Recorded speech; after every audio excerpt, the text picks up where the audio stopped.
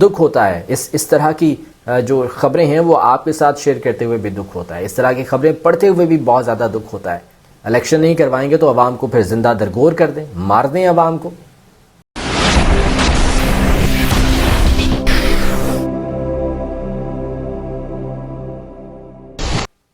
بسم اللہ الرحمن الرحیم. السلام علیکم. میرا نام محمد ذیشان بشیر ہے. میں آپ کو اپنے سوشل میڈیا پلیٹ فارم پر خوش آمدید کہتا ہوں.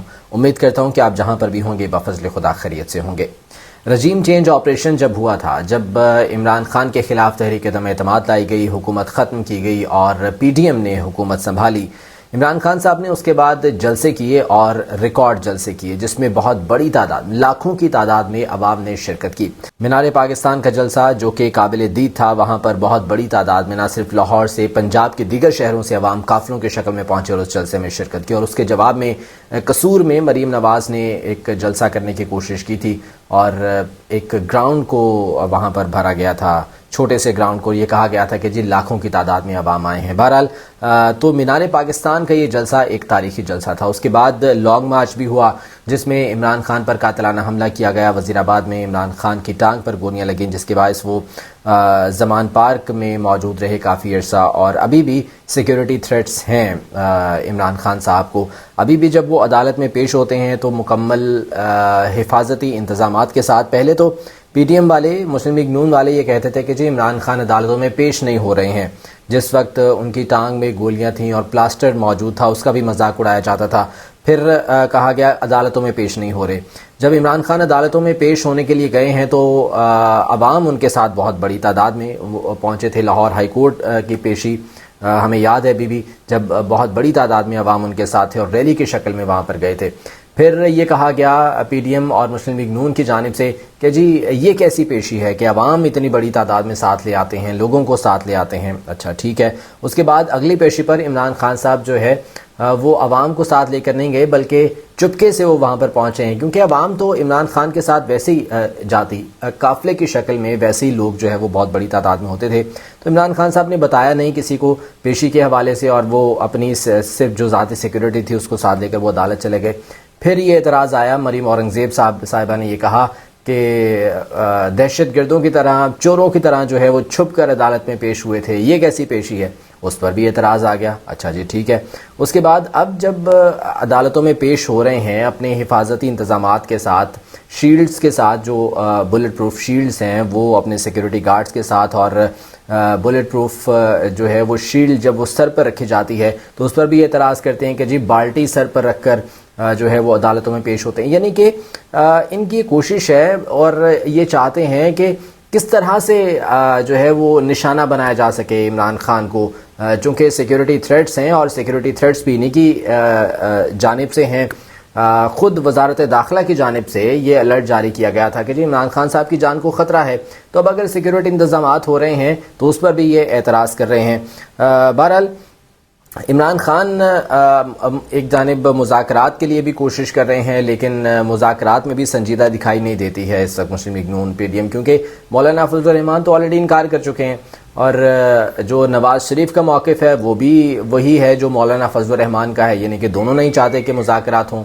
تو اگر یہ مذاکرات نہیں چاہتے تو پھر مذاکرات کیسے ہوں گے, پھر بات چیت تو نہیں ہو سکتی. پھر تو یہ صرف ایک فارمیلٹی پوری کی جا رہی ہے. اور اس بارے میں آپ کو بتاؤں کہ خواجہ آصف کا ایک بہت اہم بیان سامنے آیا ہے. وہ یہ کہتے ہیں کہ جی عمران خان جلدی سے جلسے شروع کریں تاکہ مذاکرات سے ہماری جان چھوٹے.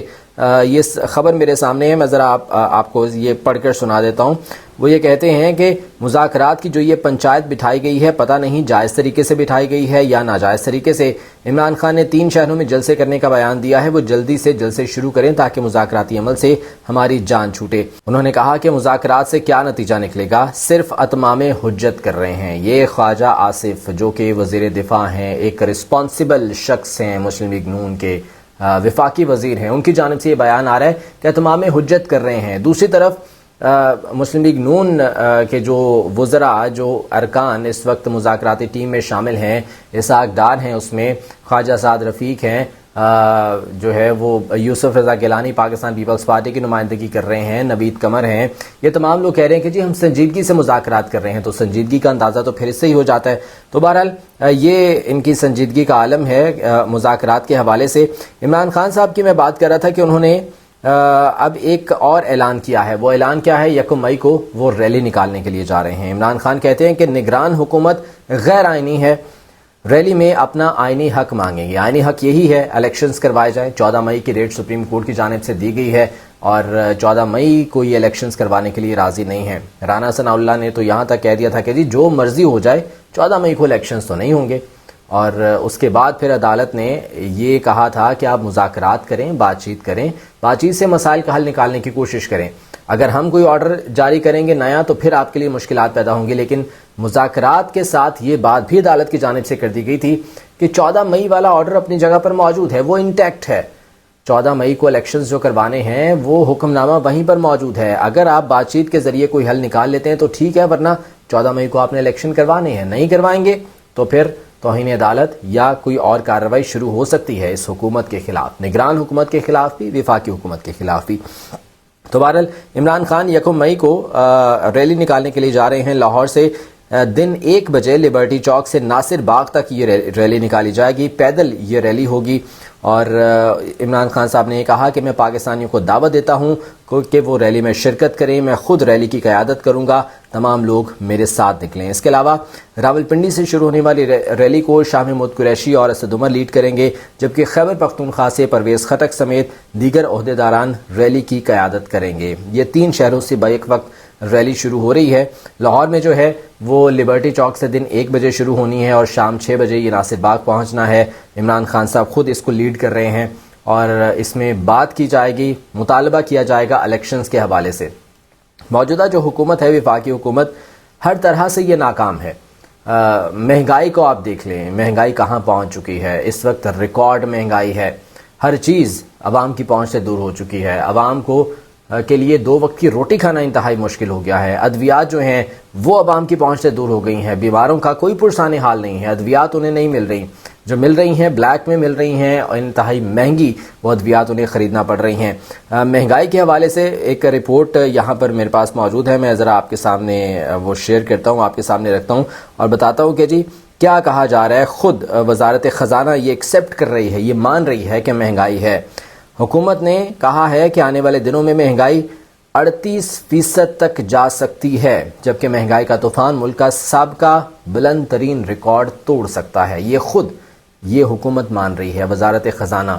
اگر حکومت یہ کہہ رہی ہے کہ جی 38% تک مہنگائی جا سکتی ہے تو سوچیں آنے والے دنوں میں کیا صورتحال ہوگی، عوام کو کس طرح کے حالات برداشت کرنا پڑیں گے. اس سے پہلے سب سے بلند ترین مہنگائی کی جو شرح تھی وہ دسمبر 1973 میں تھی، معاف کیجیے گا، دسمبر 1973 میں تھی. مہنگائی کی شرح سب سے زیادہ 37.8% ریکارڈ کی گئی تھی، جس سے عوام شدید پریشان تھی.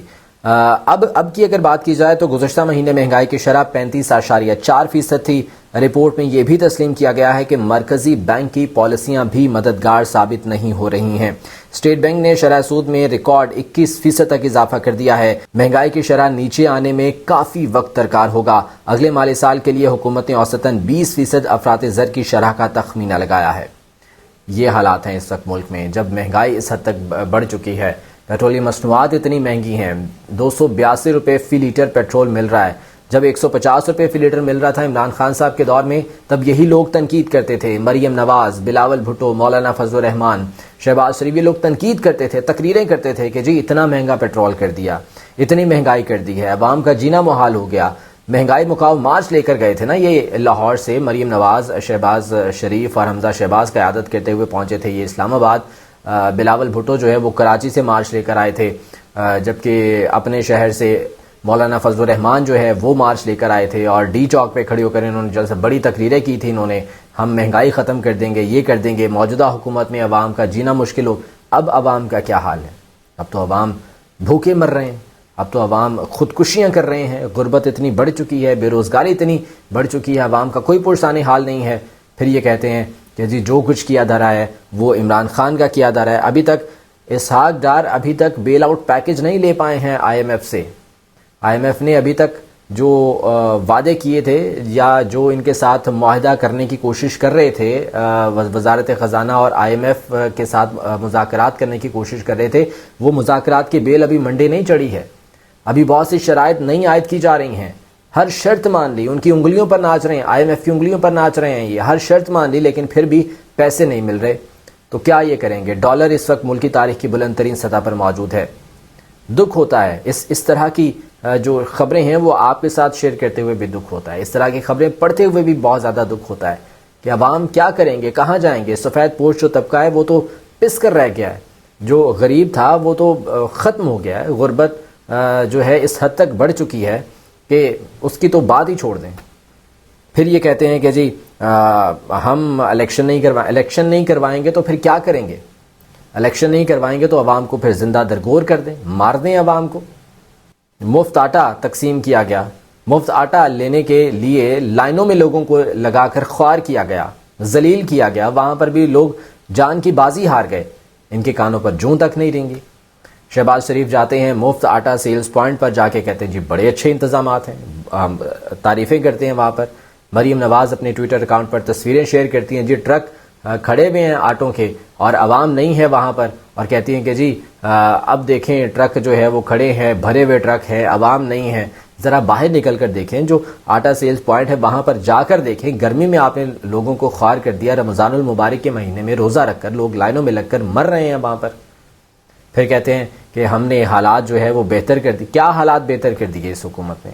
تو عمران خان اب یہ جو ریلی لے کر نکلے ہیں، اس یوم مئی کے موقع پر یہ ریلی نکالی جا رہی ہے، مزدوروں کی آواز بلند کی جائے گی، پاکستان کے عوام کی آواز بلند کی جائے گی، آئینی حق جو پاکستانی عوام کا ہے وہ مانگا جائے گا، اور مہنگائی کے خلاف آواز بلند کی جائے گی۔ عمران خان یہ کہتے ہیں کہ قوم کو اس تینوں ریلیوں میں شرکت کی دعوت دے رہا ہوں۔ تینوں ریلیاں جو لاہور سے، اسلام آباد، راولپنڈی اور پشاور سے یہ ریلیاں نکل رہی ہیں، انہوں نے کہا کہ ہمارے اوپر وہ نگران حکومت بٹھائی گئی جس نے الیکشن کے سوا تمام کام کیے ہیں۔ عمران خان نے کہا کہ ہم نے آئین اور سپریم کورٹ کے ساتھ کھڑے ہونا ہے، یہ لوگ الیکشن سے ڈرے ہوئے ہیں اور بھاگ رہے ہیں، پوری قوم اس وقت سپریم کورٹ اور آئین کے ساتھ کھڑی ہے۔ چیئرمین PTI نے کہا کہ انہوں نے ہیلتھ کارڈز بند کر دیے جس کی وجہ سے دیہات میں ہسپتال بن رہے تھے، پرائیویٹ سیکٹر دیہات میں ہسپتال بنا رہا تھا، پناہ گاہیں بند ہونے سے مزدوروں کا خرچہ بڑھے گا۔ عمران خان نے کہا کہ میرا مقصد پاکستان کو فلاحی ریاست بنانا ہے۔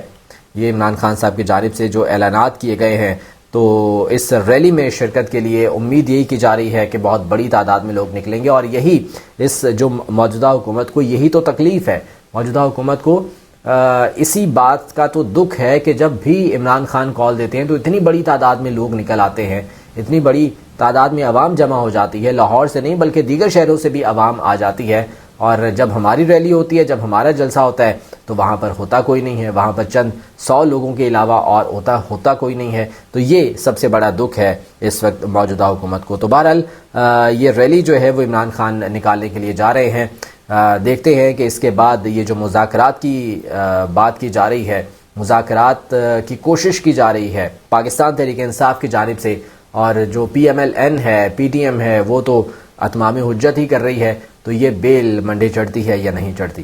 اجازت دیجیے، اللہ نے کے بعد۔